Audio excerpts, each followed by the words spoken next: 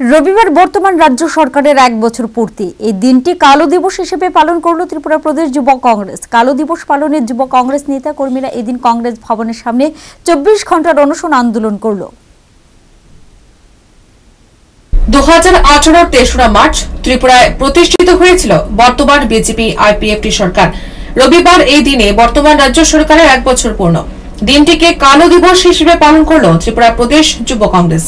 এই কালো দিবস পালন উপলক্ষে আগরতলার পোস্ট অফিস চৌমুহনী স্থিত কংগ্রেস ভবনে যুব কর্মী সমর্থক সদস্যরা 24 ঘন্টার অনশন আন্দোলন সংঘটিত করে।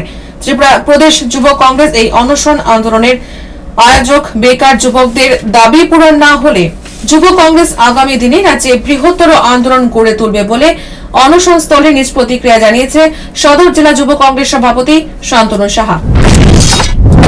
হওয়া সত্ত্বেও এই রাজ্যের বেকারদের যে ভিশন ডকুমেন্ট, সেই ভিশন ডকুমেন্ট পূরণ করতে পারেনি। ওরা ভিশন ডকুমেন্টে উল্লেখ করেছিল যে সরকারে আসলে যে সমস্ত ভাতাগুলি 700 টাকা আছে, সেই সমস্ত ভাতাগুলিকে ওরা 2000 টাকা করে দেবে।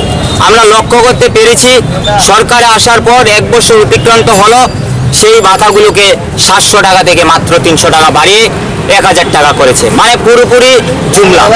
তাই আমরা আজকের এই দিনটিতে ত্রিপুরা প্রদেশ যুব কংগ্রেসের পক্ষ থেকে আমরা এই রাজ্যের যুবকদের, এই রাজ্যের কৃষকদের, এই রাজ্যের মেহনতি মানুষের কথা, এই রাজ্যের মানুষ জনসমক্ষে যে সমস্ত ওরা বঞ্চিত, লাঞ্ছিত, তাদের যে উদ্দেশ্য এই রাজ্যের বেকারদের, শিক্ষিত বেকারদের কর্মসংস্থান, তার জন্য আমরা আজকে এই 24 ঘন্টার অনশন পালন করছি।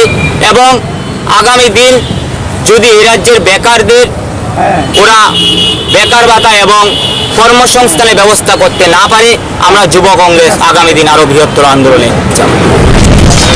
শুধুমাত্র যুবকরাই নয়, উপস্থিত যুবতীরাও এদিনের এই অনশন আন্দোলনে সামিল হলেন। এই অনশন আন্দোলনকে কেন্দ্র করে সংশ্লিষ্ট যুব কংগ্রেস নেতাকর্মী, সমর্থক এবং সদস্যদের মধ্যে অভূতপূর্ব সাড়া লক্ষ্য করা গেছে। নিজস্ব প্রতিনিধি রিপোর্ট, হাল্লাপুর।